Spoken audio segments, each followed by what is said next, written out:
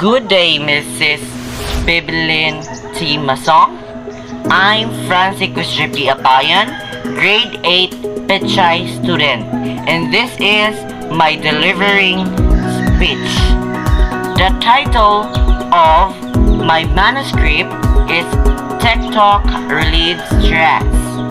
Tech Talk has been beneficial tool for me, since I can find a way to unwind and chuckle, relax, and then the big back into reality.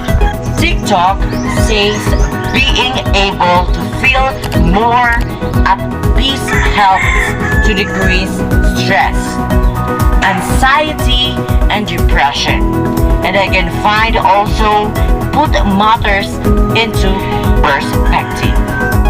When I use positively, apps like TikTok can help spread awareness about mental health and give people support. We can help each other to encourage each other in the progress and just not feel like you're not alone in the universe. Positive impact of TikTok. This application allows individuals to dance, expand their friends network, and hone their creative skills too.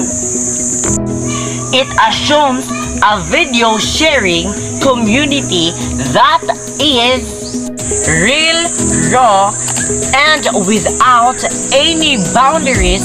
This app is normally used for doing dance challenge, lip syncing, and pranks. But now, lots of creators are using it to help teach you the new thing and show off some good dance.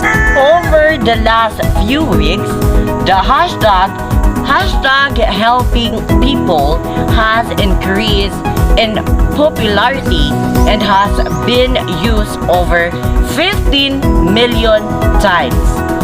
That's all. Thank you. I'm Quiezgy Abayon, grade 8 student, Pechay.